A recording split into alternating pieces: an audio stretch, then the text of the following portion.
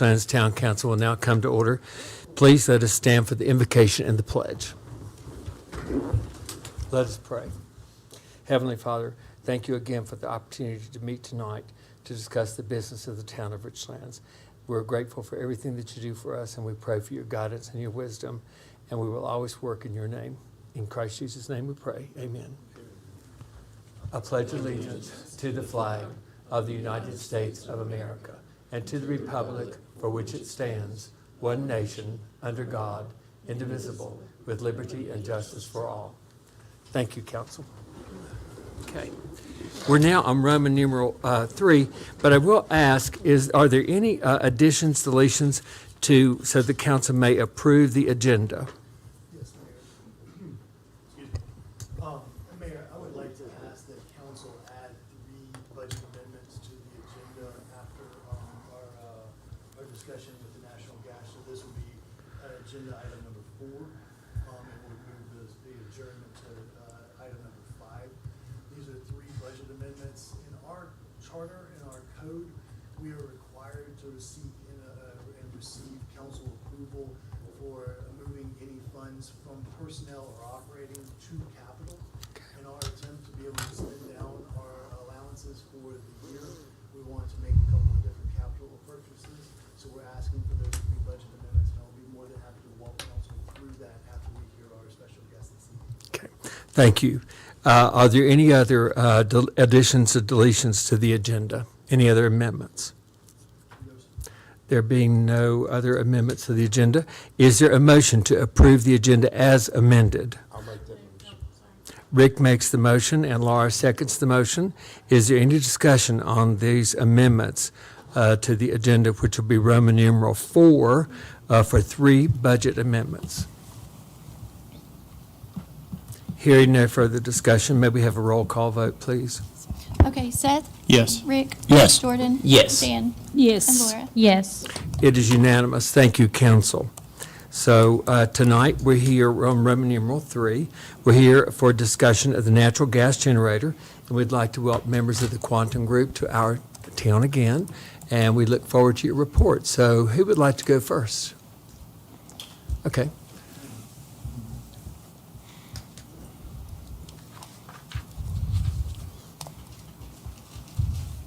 Zach's going to hand out the pamphlet that we have. First, I would just like to say thank you to you guys for letting us in again on a special meeting. I know you guys that's a little bit outside of the boundary of what y'all normally do, and I would just appreciate the ability to get up here and, kind of talk about this issue and focus on it with everybody. So, He'll be back in a yeah, minute. I'll wait on him to Yeah, get back. thank you very much. Okay. Oh, yeah, I'm Mark Romano, by the way. Mark Romano? Okay, Yes. thank you.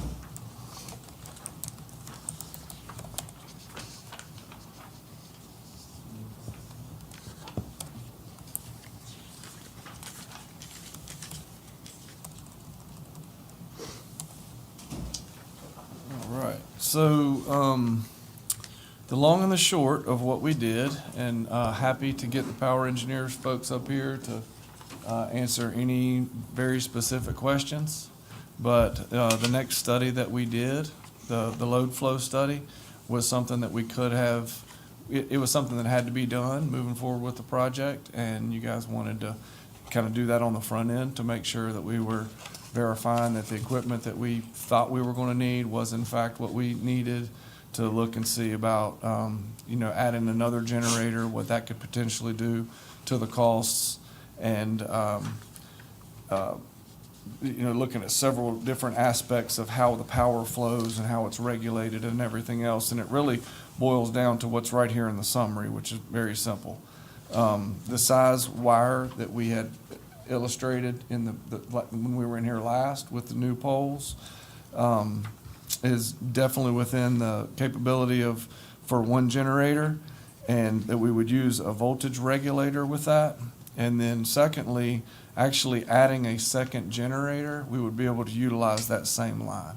So we wouldn't need to upsize the wire, we wouldn't need to upsize anything to handle 2 generators. So that was a nice surprise. And then one of the things that we were looking at potentially having to add, that was one piece of equipment, was a cat bank. And the cat bank was actually going to bring the voltage up to a level that was sustainable to be used across the grid. And we didn't need that. We're going to use a regulator, which is just going to keep it constant. And so we were able to identify that we didn't need that piece of equipment. So, I'm happy to get, if anybody wants to get more technical on any of these aspects but basically the next 3 pages of this data is really what was studied and what was outlined, all of which leading back to, what I just went over, which is substantially everything that we outlined last time is accurate. And so that right there, allowed us to solidify a few things. And when you get over here into to the pro forma, and there were some increases in the Mercury 50 since the last time that we spoke. The biggest reason that this number is higher than the last time that we met was because we had about the same contingency number, right around $1 million in contingency. But in that $1 million in contingency, we had about $550,000 built in for roads. And we didn't have access to the property at that time. So we got on there and we, mapped it out, took a good look at it, and we basically moved that $550,000 that was built into that contingency actually into a $600,000 line item on the roads. And we didn't just reduce the contingency by 600. We left that where it is, but that only represents about a 23% of the budget there in the contingency. So there, a solid amount of the contingency the last time that we met was already allocated for a line item, and now it's not. So so that $1 million that's still in contingency there is actual contingency money, really, with the majority of that being some unknowns when it comes to poles. When you set your poles, if they go in well, that's a relatively cheap thing. You get down 5 or 10 feet and you're into rock, and it becomes more expensive. And so the majority of that contingency money is in consideration of that. So, but that being said, the pro forma is built out similarly as it was before, except for our timeline has gotten closer to when the town can actually utilize, the full value of that power that we're creating, and not having to stair step into it so much. So, the way that this pro forma is built is based off the assumption that you can use the power that you create at 12 cents a kilowatt hour, and not taking into account any of the efficiencies that can be gained by any of the peak shaving or any of those larger events that you guys, encounter, a few times a year. So, honestly, a whole lot, more than anything, things just really haven't changed. There are costs that are going up, for just over time, right, that can't be controlled. So to me, honestly, the biggest risk in increases to any of this is really just waiting, and those are going to come along.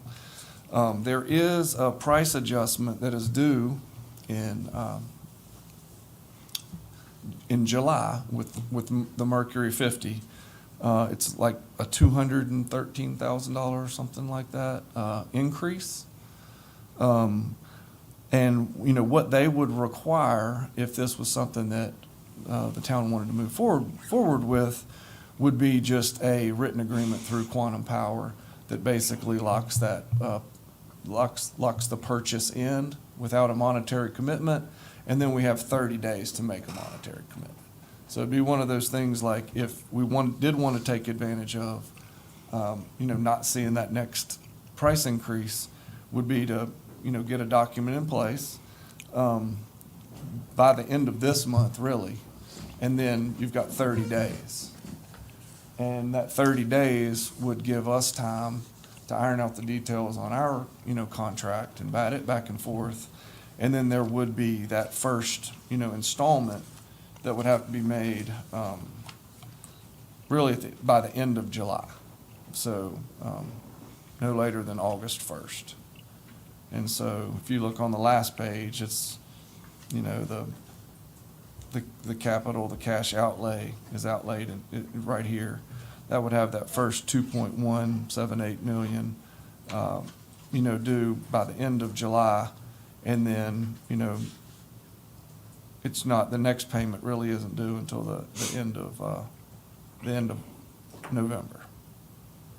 So a whole lot hasn't changed. I mean, I know that's not a whole lot of information. We can definitely dig down a lot more into the study that we just did if anybody has any questions with it, but. And Mark, the milestone payments, those all reflect, that's for paying for the Mercury 50. Those are the payments that are going to Solar, is that correct? Well, the by far majority, you know, is, but then, you know, these are really just milestone payments based on everything that's going to be going into it. So, Right. you know, when you look at this very first one, you know, there's some preliminary engineering that's going to go into it, but the majority of that is, yes, going toward the Mercury 50, the down payment on that. But see, if you look at all of these other items, look at all the other things that have to happen. You know, Yeah, the engineering absolutely. analysis, the one lines, start with your permitting. I mean, all of the geotech evaluation. Like, there's a whole lot of things that have to happen before we get to this next payment that is in November. So 75% of this payment will go directly to Solar. Gotcha. And the others will start off all of the work that has to happen before we get to this second payment. And so, to speak directly to that matches the schedule. This is the actual one I'm talking about. I don't know if I need to be quiet so you can hear me. You're but good. That it does match the schedule that Solar put out for when they want certain things to Right. be paid in order to keep it on the timeline to get it to you when we specify on this list. And basically, from that meeting, I remember when we make this initial payment, it puts us in the queue, which they designate, you know, they're building X amount of generators. So it puts us in the queue to do that. They begin design, that kind of thing. And then these milestones, maybe they're procure material, whatever they're doing along their timeline, that's how these are laid out. So you're not writing a check for the entire thing and then waiting, you know, 12, 14 months for delivery. You're making payments as it goes along. Jason, did you follow up on the question I was asking you today about the line at National Bank? I did not get a chance to get to them. We have paid that off. I have a phone call in, but I've not heard back from them yet on that. But I will know that, I Okay. should know that first thing in the morning. Mr. Mayor, I'd asked Mr. May today, and this has been some time ago, and I cannot remember if Ron was the interim, Clarence was, I don't know who the interim was at the time, but we paid off the engineering for the wastewater treatment plant, I believe, Yes, sir. and we had a line of credit at National Bank for that. So my thought process was and Jason, you know, I discussed a little bit today about how we would lay out financing and that kind of thing. One of the things that we talked about is go after some lines of credit to do temporary financing as we seek more grants, that kind of thing. So we're not committed to long-term financing with the hopes that rates are going to drop, which is consistent with everything that we see, is that we should see some prime drops here over the next year. So when I mentioned that to him, if you all remember from that meeting, the instructions to them were to pay it to a zero balance, but not to close the line of credit. So I'm assuming that line of credit is still, Ronnie, have you seen that? Do you know? I know it's paid off. I don't know if the line of credit is still available. Okay. Is it variable? It probably is. I don't I remember assume what it it is. was. It's probably based on. It's based on prime. Yeah. It wasn't a very great rate on the thing, but the thing is, it's a borrowing instrument that we already have in place. And that was the key to just not close it out. So hopefully they didn't do that. And Agreed. that's what we were hoping to find out. I believe it happened in the spring, right before we got here. Okay. It was during budget. That's when it was. Last year's There was budget, yeah. discussion about We used some of the reallocated ARPA funds to pay that balance off, so we just wouldn't pay an interest on something that was already completed. So that was what that was for. But anyway, my discussions with Jason on that today, and I think you all know, or you remember that He's already submitted the AMLR grant application. That was for about 2.2 million. 3 million. Okay, so even better. And we've got a lot of support for the Tobacco Commission grant, and that will go in September. And so we anticipate that we should qualify for around 2 million in that, if I'm not mistaken. And once we are able to move forward with this, you know, Jason will need to sit down and to figure out where else can we go with that. Everything okay on the ship? Hang on a second. Something got broke.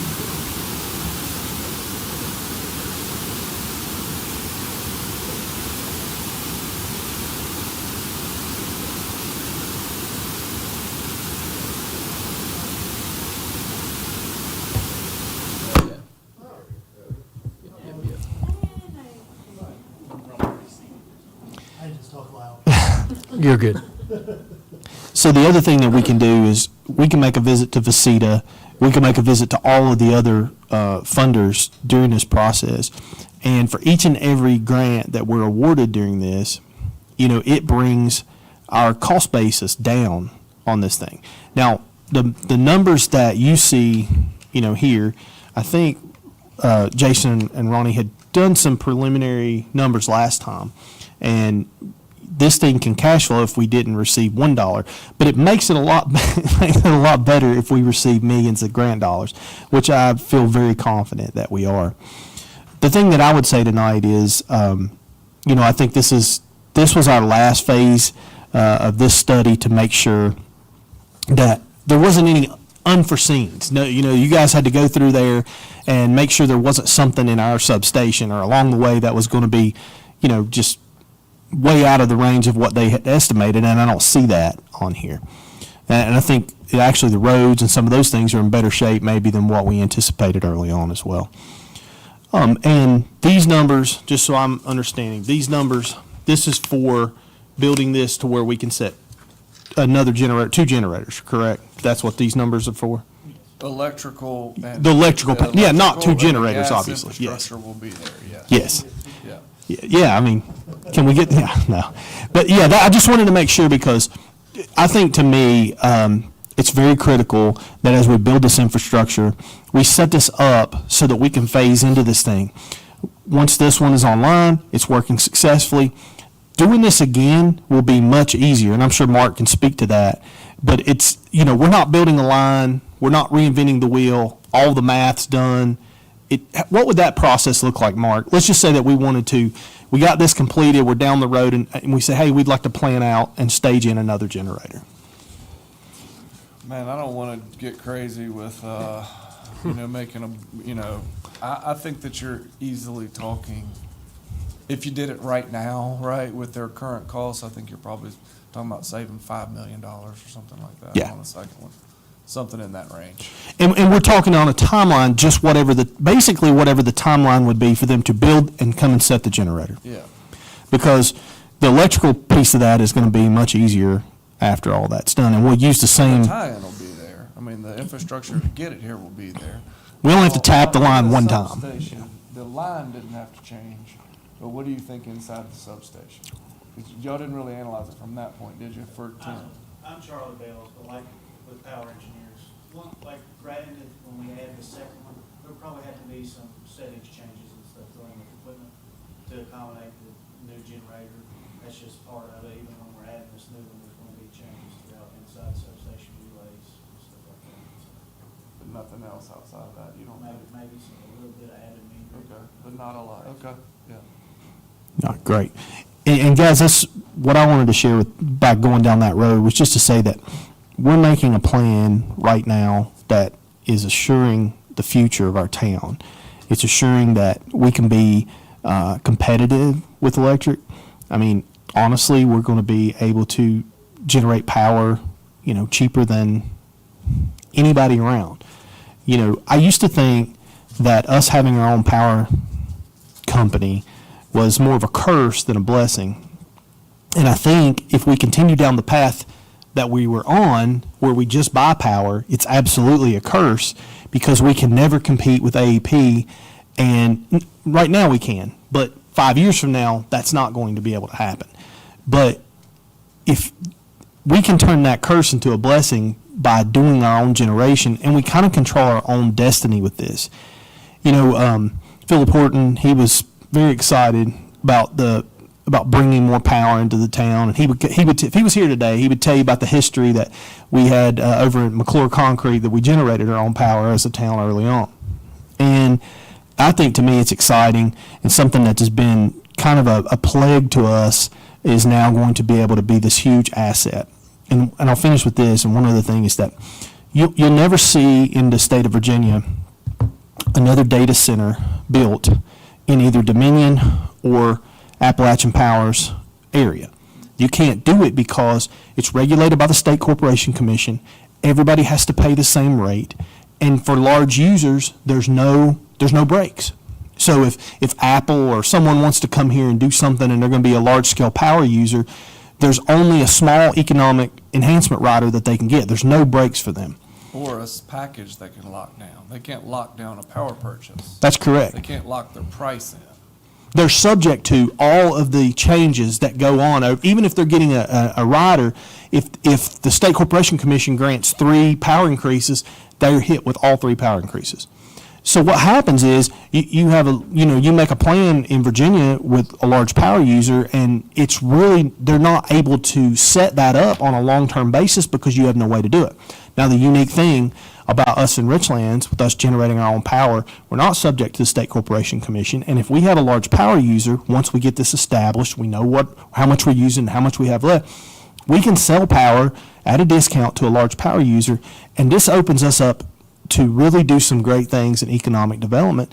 And it opens us up more so than really anyone in the state of Virginia, because we can set that rate, and eventually we can convert that into bringing jobs and industry here, people that are going to use large sources of power. I know that as we speak today, with the fish farm, Pure Salmon, or whatever the name of it is at this point, they are dealing with this issue because to build that power station over there, it's going to be about $20 million, and they'll never own it. They have to buy it. They don't own it, and they still have to buy the power from it at a rate that is set by the State Corporation Commission. So we are in a unique situation, and by taking this first step and moving down this road, I think we're assuring that people and citizens in Richlands, can continue to live here without the fear of facing exorbitant power costs as power costs continue to increase across the Commonwealth. So I'm excited about this, and I think that this council, this is probably the most important thing that we can do. We have to have clean drinking water. We have to fix our wastewater system. Those things are underway. But to move our town forward, I don't see anything that we can do more critical than this. Thank you. Thank you, Seth. Anyone else have questions or comments for Mark or anybody? I have a comment for Seth. I feel like you should give that speech to the Tobacco Commission. I don't know if you know this, but Delegate Moorfield was just voted the vice chairman of that Tobacco Commission, and Senator Hackworth is also a member, and they both represent us, so maybe you should. Well, if we don't get any money, then we're really going to be upset. Maybe you should reach out to those 2 gentlemen. I've talked to both of them, and Will was very excited about the project. This was when he was already involved in the Tobacco Commission. He was very excited, and I've talked to Kathy St. Clair, and everybody's just, they're really excited about us submitting this application because of what this does in Southwest Virginia. It's very unique. I think we're kind of paving the way for some things that, other communities here could, maybe could take advantage of. But we're just in this unique situation where we have a power company, we have access to, this huge gas line. It's just like all the factors are here. And I think it's great for us to begin to use the natural resources that have been pumped out of our area for forever. Thank you. Thank you, Laura. Anyone else have questions for Mark or anyone else on the team or teams? Sure. So I have a quick question. The difference between mitigation case A and mitigation case B.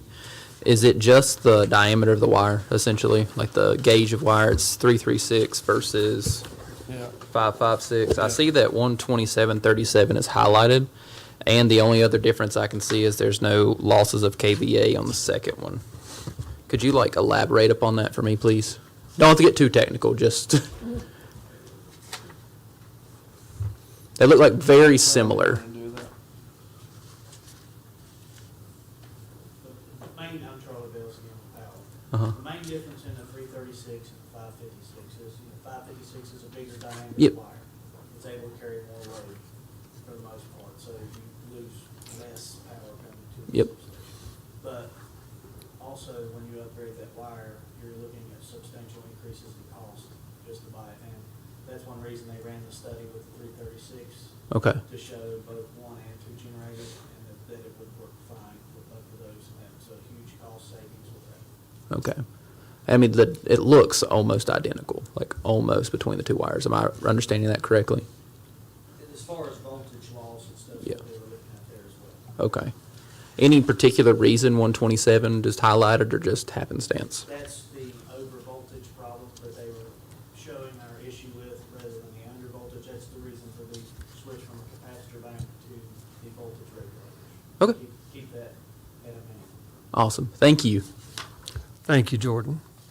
Other questions or comments for the Quantum Power folks and engineers? Is that right? Yes, sir. So if we just go with one generator, you're saying the existing wires adequate?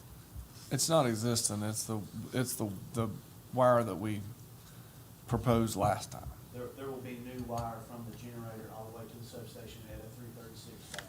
Okay. But the 336 is still capable of you had set to. Yes. That was what I was clarifying. Yes, sir. Yeah, not utilizing anything that's existing. Right, just two undersized. Yeah. Thank you, Alan. Any other questions? Anybody?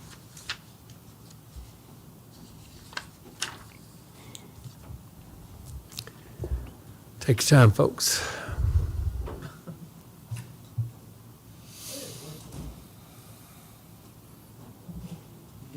Yes, Mayor, can I speak for just? certainly, absolutely. So, since I came to the town of Richlands in November, this has been one of the larger projects that I've been working and trying to get up to speed. I'm never going to be as smart about this as these fun folks are. But one of the things I will tell you is that over the past, Alan, how long have they been doing that certification program at AMP? Well, the public service. Yeah, the public certification. It was like a 3-4 month, or about a 2 or 3 month period. I think Ms. Malo and a couple others may have participated in some of those meetings. Basically, what they were doing was walking us through a high level understanding of where the energy industry is right now and some of the things they see on the horizon. I'd already had some understanding of what transmission costs are and what congestion pricing is. So just for a little bit of clarity about this, the transmission cost that we are charged is it's basically a toll on a highway is the best way of thinking about it. We have energy creating assets in the Ohio River Valley, but that's not where I live. And so in order to be able to get that energy from where it's created to Richlands, I am in essence paying a toll, and that toll is the congestion pricing on PGM. And so that has gone up exponentially over the past 3 to 4 years. And in our classes, they showed what it looks like in the future, and it's not going down. It's going up. And in addition to that, we are starting to see upticks in our congestion pricing because we are not the only ones that are trying to get energy from one place to the next. And it all happens on the PGM network, which is the Pennsylvania, New Jersey, Maryland grid. And so you have to think about in location all of the multiple millions of individuals who are getting energy in that area, not to mention the industries that are also there. That is creating massive amounts of congestion for those folks that are trying to get energy from one place to the next. That is growing. That is a cost that we did not have probably 3-4 years ago that is starting to grow exponentially at this point. And again, the industry and those folks that I speak to in this industry that know this or that work in this and do the projections and forecasts, they don't see that going down either.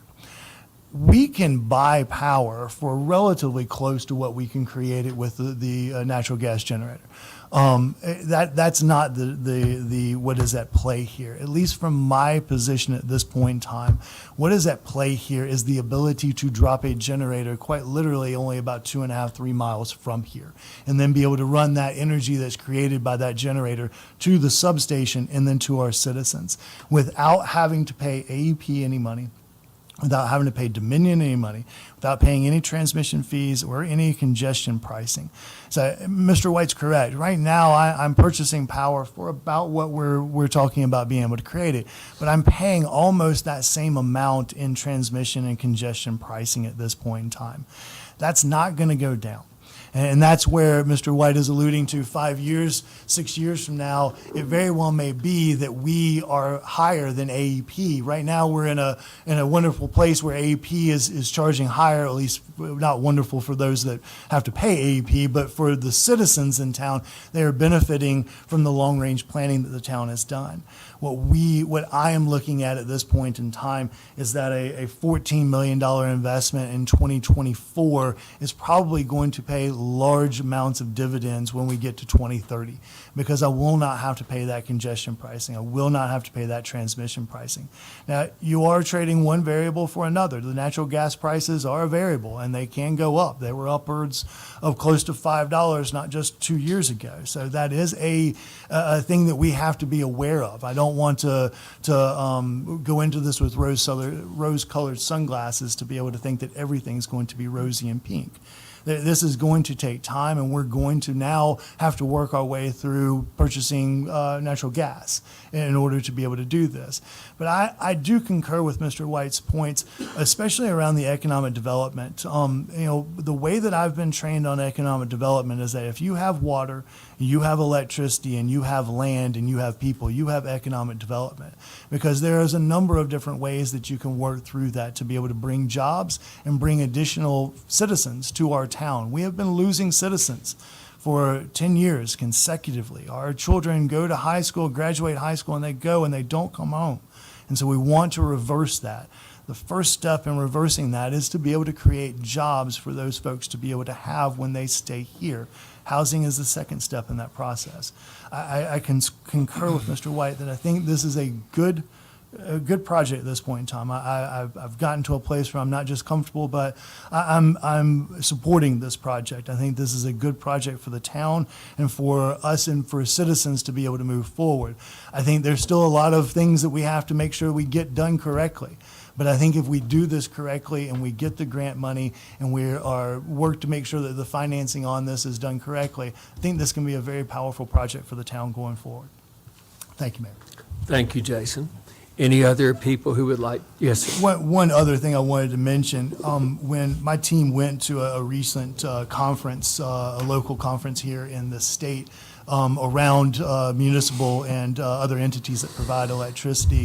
One of my staff members was approached by another municipality that is now currently looking at a 5-megawatt generator for natural gas. I think Mr. White is correct. We are moving in that direction. We are a little bit of trailblazer at this point in time. Mm-hmm. It will not surprise me if in the next 2 to 3 years you see more and more municipalities and electric utilities move towards natural gas generators to be able to do this. We just wanted to mention that as well. Thank you, sir. Thank you, Jason. Mr. Anyone Mayor, else? Can I Seth? hit just one thing more that he said? And I think these numbers, and Mark, you correct me if I'm wrong, but you kind of overestimated, you didn't use the lowest price of gas today. You kind of overestimated a little bit. We've been modeling everything at $4. Yeah. Which is a lot higher than what it is right now. So Right. we've been conservative on that. And the other point that I'll add to that is when there's upward pressure on natural gas, there's a lot of generation out there that has gas in its mix. That puts upward pressure on the price of electricity regardless. So that kind of, wherever you're getting it from, right? The Yep. other guys don't get away with it either. But the thing that I like about this is, let's just say, devil's advocate, for instance, that it doubled. Let's say it was 8. Mm-hmm. He modeled this at 4, which is a cost of about 5.5 cents a kilowatt. If you go to 8, you're still at 11 cents a kilowatt, which is still No, cheap. it's not that much because a lot of what's built into this are some of the costs for maintenance and Okay. some of the different things. What was the fixed cost on them? It should be a variable on the second one. Yeah, it's not that much. For it to double, it was cost about 8 cents. Okay. If the price of gas doubled, Even better. the actual cost to produce electricity would be around 8. And I think that's critical because let's just say that happened. Worst case scenario, the price of gas doubled. It costs us 8 cents to generate. The beautiful thing about that is we can't buy that power and transmit that power here for 8 cents. So even in a horrible situation where the price of gas doubled, we are still going to be able to generate cheaper than we can buy, which I think is very powerful for us.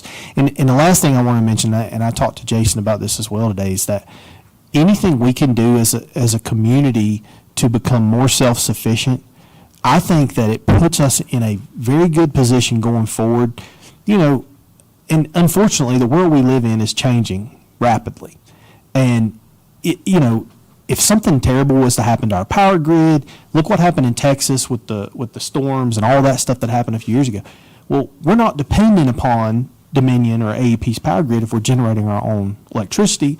We're dependent on that line 2 miles away to our substation. And anything else that we're doing for transmission. But that puts us in a really powerful position because if we're dependent on the grid and something happened to the grid, we're going to be the last people that get power back if we're dependent on them to deliver power to us.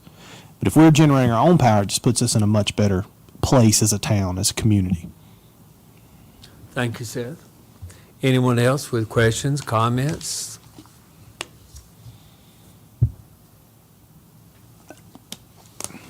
Yes, sir. Absolutely. Justin Shipley, Power Engineers, Project Manager. I just want to maybe add a little bit of an outside perspective to what Mr. White and Mr. May were relaying earlier. From Power Engineers' perspective, we work all across the nation. We're the largest power delivery engineering firm with dedicated employees in that area of the United States. And the point that these two are making is very well informed. And I don't want this to come across as me trying to sell you, so the project moves forward, but I do think it's important to mention that the latest buzzword across the nation is a term called megaloads. So megaloads are your data centers, they are your Amazons, they're your Nucor Steels, the list is indefinite almost, but this is going to continue to drive, to your point, Jason, the price of electricity across our nation. Everybody, all the IOUs, that we're working with, everybody's scrambling for generation. They're scrambling for building new transmission towers. A lot of these pole structures are $300,000-$400,000 a piece, on the transmission side of things, so expenses are extremely high. So I just want to add, from the outside perspective, and help you guys understand that what they're saying is 100% accurate all the way from California to Maryland. So from our side, from the engineering side, I think that you guys are spot on. I just wanted to kind of give you that outside comment. Thank you very much. Anyone else? Comments, questions? What do you need from us tonight to move forward? I would need a vote to be able to proceed with putting forward the notice to proceed for Quantum Power and give me the ability to begin raising the funds to be able to meet the first payment at the end of July, excuse me. This is probably one of the scariest things that I will ever say sitting here. But I was telling Seth earlier today that it is so bittersweet to drive across Kents Ridge because this could have been happening for years and did not happen. That falls on people who were sitting here, people who were sitting there.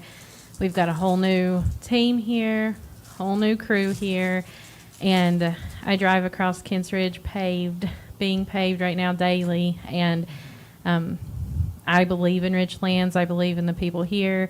So I'll make that motion to proceed with everything you just said. Okay, there's a motion on the floor. Is there a second? I'll second that motion. And Rick makes a second. This is a motion to authorize the manager to proceed with this project. And are there any questions on this motion? We have a motion and a second. Well, the first time I was on council, if you probably remember, Jan remembers, I tried to get power generation in town. I worked hard on it. was always told it couldn't be done. This won't work, that won't work. It's always negative. So I am tickled to death to see this thing move forward. Thank you, Rick. Any other comments or questions regarding this motion? Jason, I would just say, if you need me to help you, anything that you got going on, or if you need, we still have an energy committee. If you need us to have a meeting in the energy committee, anything like that, just let us know as you go forward. And definitely follow up on the line of credit. So as long as we give you that motion to move forward, you can figure out where that's going to come from. You can put that piece up. Okay. And the timing on this works well. And again, for the special meeting, this gives me, forgive me, I went off the page. July 28th. July 28th. So I will be able to bring back to you at the July 14th meeting or July 8th meeting. I can't remember which day it is in July, but our regularly scheduled Ninth. meeting in July. I can bring back where we are with that. That should give me about 2 weeks. I should have some good indications on where we're going to move and how we'll move forward on that. Sounds good. Thank you, everyone. Any further comments, questions, discussion? I on also this. just want to point out for people at home and citizens, because I see the comments and hear the comments, and I take it super personally because this is the best Richlands has ever been. But by generating our own power, by passing this motion and investing in ourselves, it will benefit citizens. It will not just benefit the town, like the town government, because being able to generate our own power is going to be able to, like Seth said, it's going to attract, and Mr. May said, it will attract new businesses, and it will give us a leg up over everyone around us. And, you know, a couple years ago, I stood at that podium as a citizen and told you guys how local real estate agents were using not on town power as a selling point. And I believe we're about to flip the script on that and invest in ourselves, move forward, and it's a very positive step. Thank you. Any other questions, This comments? don't mean to the public, this don't mean that the power bill's gonna come down tomorrow.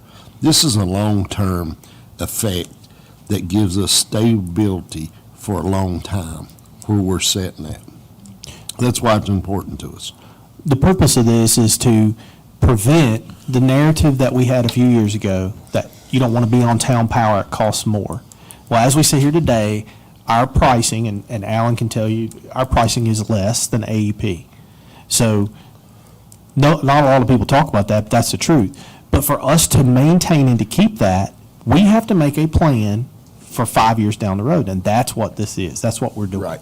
And, you know, on the county side, we've seen so many reactive things over the last year, this budget cycle especially, that are affecting not only them, but the town of Cedar Bluff, the town of Richlands, and everybody else involved. And we had this discussion with them that we try as a board, as a community, to make long-range planning, and I think that's what this is. And, you know, I'm very proud of everybody on this board for digging in with this, and thanks, Jason, for catching up so quickly, because this is critical for the future of Richlands. So I'm Thank you, done Seth. talking, I promise. Anyone else wish to have a comment or questions, thoughts? One thing, I'm gonna say one thing. Yes, sir. My mother, who just passed away, she was born in this town. We're from here. I couldn't be more excited to be doing what we're doing right here. Sorry about your mom. I said I couldn't. Oh, thank you. But there is not going to be anything more empowering, and no pun intended, than owning your power. You're going to own your power. You're going to be able to do what you see fit with it. And nobody else. You're not going to be waiting for somebody to put a kink in the hose or send you a bill that you can't pay or anything like that. So I know it is scary, right? It is scary. You're taking a huge amount of money from wherever it is you got to get it from and putting it toward one project. This is going to be a project you're going to be really proud of. This is a project I'm going to be proud of, and we're going to take really good care of you. My That's husband all. always That's very says- encouraging. Thank you. Who was your mom? Yeah, Vivian Romano. What was her maiden name? Vivian Verano Romano. She was born in Richlands, but then they moved to Bluefield, and she grew up in Welch, really. Okay. Yeah, but like I went, most of my other side, my dad's side of the family's all from Bluefield, so. It's fine. I just was curious. Thank you very much. Yeah. We're sorry about your mom. Did she just pass away? In April, she did. and, I'm very yeah, sorry. She had a year-long battle with a really nasty, aggressive brain cancer. So it came out of nowhere and just hit her real hard and real bad year. And we had her funeral services on her birthday, which was April 1st, just, a few months ago. So Mark, I'm very sorry about that. Those are tragic for anybody, and there's something particularly moving about mothers and sons and fathers and daughters. Thank you. yeah, it was tough. Laura, you had a comment? Yeah, my husband always says, choose your hard. I mean, it is scary, but to me, it's more scary not to do something like this, because what's happening right now is not going to work for us long term. So I'm choosing to take the less scary path. And Okay, thank you. Anyone else? Yeah, I would like to Jan? add something as well. Okay, go ahead, Ron. With my Dominion background and everything, I just want to let you know that this is a very exciting project for me as well. After Quantum and Power Engineers and everyone got us comfortable with the financing and the potential cost of this project, we came in right after all those decisions had been made, so it took us a while to get up to speed. But, once we got up to speed, I feel like this is definitely moving in the right direction. I've been through a number of these conversion projects at Dominion. We built and constructed a number of combined cycles, CTs, combustion turbines.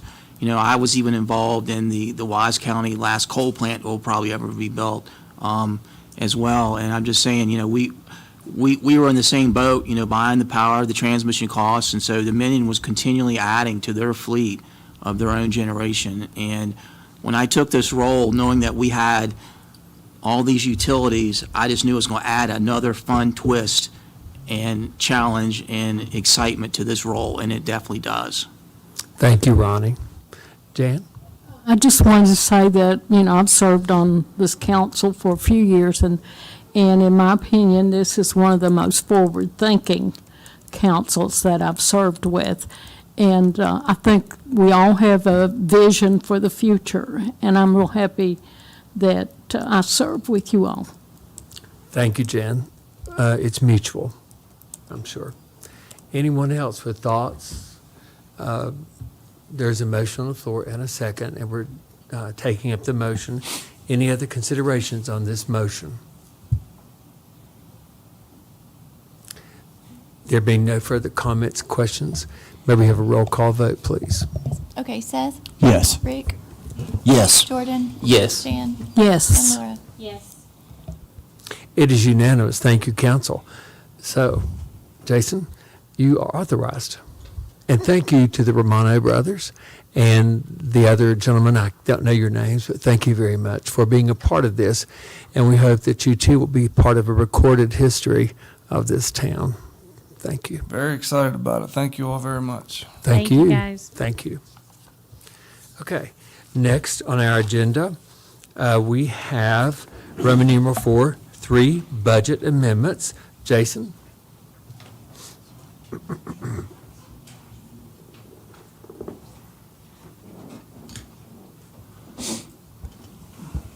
Thank you, Mayor. Ronnie's going to pass around the 3 budget amendment templates that you have in front of you, and I'm going to give him a moment to be able to pass those out, and then I'll walk out council through those amendments. Yeah, good, Ronnie, forgive me.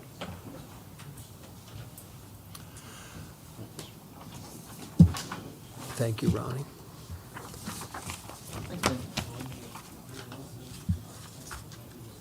Thank you, guys.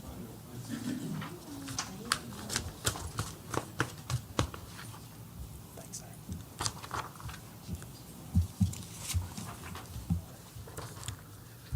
Okay. Safe travels, gentlemen. Thank you. You're welcome. Okay. We should have before us 3 budget amendments. They are, let's see here. The first one that Go you ahead, have in- Jason, take over. Yes, sir. The first one that you have in front of you should be for $6,000, and this is in our rescue department, What we are asking for is to be able to move $6,000 from a retirement account. This is an account that had surplus funds in it. We've made adjustments to this in the FY25 budget. But what we're asking for permission for is to move $6,000 from that retirement line to the capital line, and that is to purchase one golf cart. This golf cart will be used in a number of different community events, including the Freedom Fest, the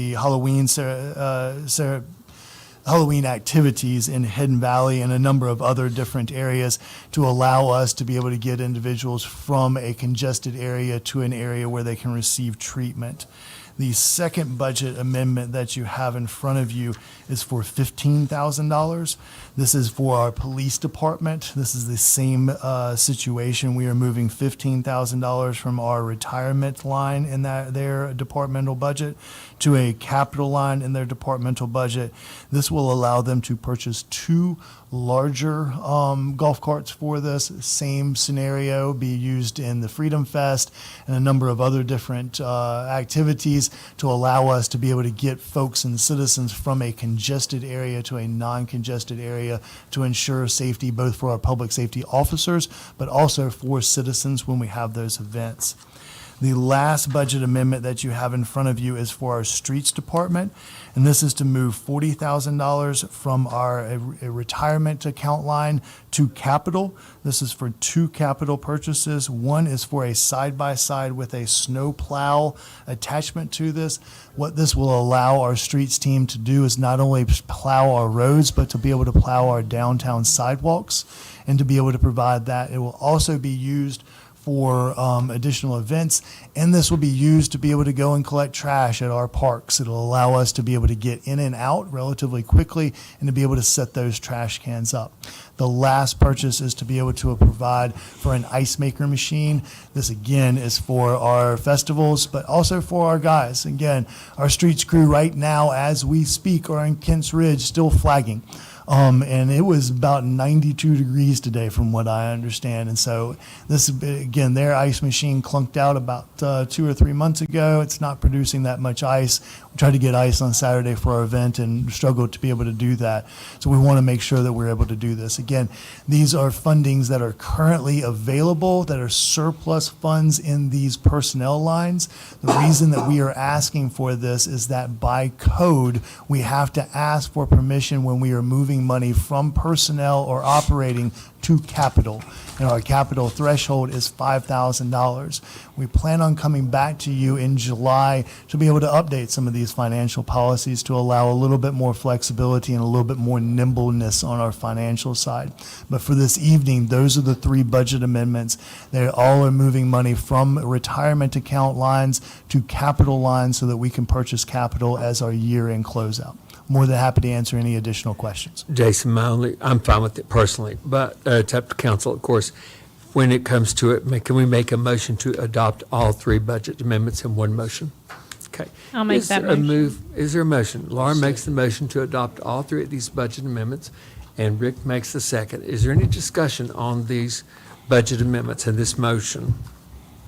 I'm just glad you're going to be able to scrape the sidewalks during wintertime. Yes. What happens is when we push the snow goes into the parking spots, and then it turns into an ice block for the next 3 weeks, so. Especially on the north side of the streets. Yes. This will be great. I'm all for it. Yeah, I get calls about, that's right, because certain people can call you because they can't walk in their doors. I'm included in that group of people. Okay, there's a motion and a second on the floor. Any further discussion on this motion? Hearing no further discussion, may we have a roll call vote, please? Yes, okay, Seth? Yes. Rick? Yes. Jordan? Yes. Dan? Yes. And Laura? Yes. It is unanimous. Thank you, council. Mr. May, you may proceed with these changes. Thank you, council.